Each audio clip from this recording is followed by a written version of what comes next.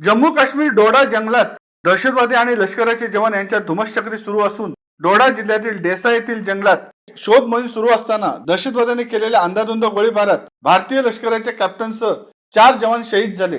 भारतीय लष्कराच्या जवानांवर झालेल्या भ्याड हल्ल्याच्या निषेधार्थ शिवसेना उद्धव बाळासाहेब ठाकरे पक्षाचे रायगड जिल्हा प्रमुख शिरीषदादा घरत यांच्या नेतृत्वाखाली शिवसेना पनवेल विधानसभा मतदारसंघाच्या वतीने गुरुवार दिनांक 18 जुलै रोजी छत्रपती शिवाजी महाराज चौक पनवेल येथे निदर्शने करण्यात आली. यावेळी शहीद जवानांना मौन धारण करून आदरांजली अर्पण करण्यात आली. तसेच वीरगती प्राप्त झालेल्या सर्व देशभक्तांच्या सन्मानासाठी रास्ता रोको करून दहशतवादी हल्ले रोखण्यास अपयशी ठरलेल्या केंद्र सरकारच्या निष्ठुर धोरणाविरुद्ध घोषणाबाजी करून निषेध व्यक्त करण्यात आला. यावेळी शिवसेना जिल्हा सल्लागार शिरीष बुटाला, उपजिल्हा प्रमुख रामदास पाटील, जिल्हा संपर्क प्रमुख बबन पाटील, विधानसभा संघटक दीपक निकम, तालुका प्रमुख संदीप तांडेल, महानगर प्रमुख एकनाथ म्हात्रे, उपमहानगर प्रमुख अच्युत मनोरे, प्रभाकर गोवारी, शहर प्रमुख प्रवीण जाधव, शहर प्रमुख यतीन देशमुख, शहर प्रमुख सदानंद शिर्के, शहर प्रमुख रामदास गोवारी, ॲडव्होकेट प्रशांत अनगुडे, महिला आघाडीच्या उपजिल्हा संघटिका सौ रेवती सकपाळ, तालुका संपर्क संघटिका सौ प्रमिला कुरघोडे, शहर संघटिका सौ अर्चना कुलकर्णी यांच्यासह शिवसेना पदाधिकारी आणि शिवसैनिक मोठ्या संख्येने उपस्थित होते. बंधू भगिनींनो, आज आपण काश्मीरमध्ये जो आतंकवादी हल्ले झालेले आहेत त्याचा निषेध करण्यासाठी म्हणून एक छोट्याशा शॉर्ट नोटीसवर आपण इथे जमा झालेलो आहे. आणि एवढा पाऊस असताना देखील म्हणजे हे मोदी सरकार एक खोटा नंबरचं खोटं निर्लज्ज त्यांनी सांगितलं काय की काश्मीरमधलं आम्ही 370 कलम हटवलेलं आहे. एक नंबरचं धादांत खोटं आहे. 370 मधलं एकच कलम हलवलं आणि ते कोणतं तर जमिनी विकत घेण्याचं. आणि त्या जमिनी कोणाला विकत द्यायच्या होत्या तर अदानी आणि अंबानीला द्यायचा होता. कारण काश्मीरमध्ये लिथियम म्हणून जी बॅटरीसाठी वापरलं जातं ते मिळणाऱ्या खाणी पुष्कळ आहेत. म्हणून पहिल्यांदा कोणी जमिनी खरेदी केली असतील तर ती अदानीने केली असतील.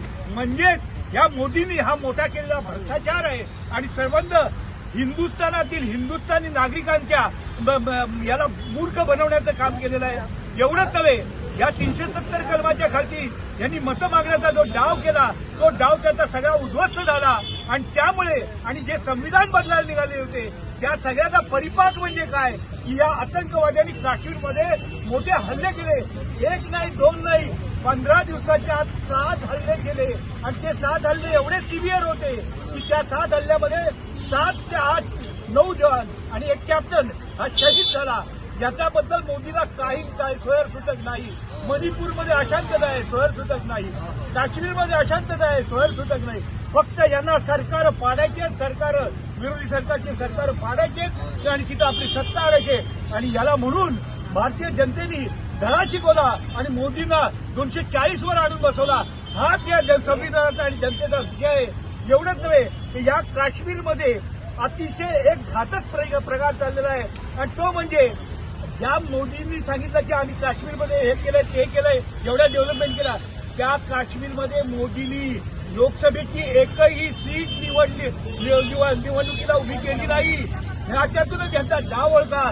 यांना फक्त मतांचा झाला तर मतांचंच फक्त मतं घ्यायची आहेत आणि लोकांना फसवायचे. म्हणून हिंदुस्थानातल्या जनतेचं नव्हे तर काश्मीरी पंडितांचा आणि हिंदूंचा त्यांनी धोका दिलेला आहे. आणि काश्मीरी पंडितांना विस्थापित झालेल्या काश्मीरी पंडितांना कुठेही त्यांनी काश्मीरमध्ये स्थान दिलं नाही. त्यांना आधुनिकांना त्याचा निवारा तयार केलेला नाही. अशा रीतीने या फसवणारं निर्लज्ज ढोंगी एवढंच नव्हे ते हिंदूंच्या बद्दलचं मोठी आस्था दाखवणारं नसून हिंदूंना फसवणार आहे. हिंदूंना आणि हे ढोंगी सरकार निषेध करावा तेवढं थोडं नाही. म्हणून आतंकवादाचा निषेध करण्यासाठी म्हणून आपण जमलाय. त्याचप्रमाणे त्या अक्षतावर ज्या पद्धतीने हल्ला झाला त्या पद्धतीने त्यांचा धक्का दिला सरकारने धोका दिला. हे सरकार धोका देणार आहे, हिंदूंना मारणार आहे. खोटे ढोंग रचतात. या ढोंगी सरकारला पूर्णपणे गाडण्यासाठी येणाऱ्या महाराष्ट्र विधानसभेमध्ये आघाडीचं सरकार निवडून आणू आणि एवढीच प्रतिज्ञा करतो आणि निषेध करून आपली रजा घेतो. शिवसत्ता टाइम्स न्यूज ब्युरो पनवेल.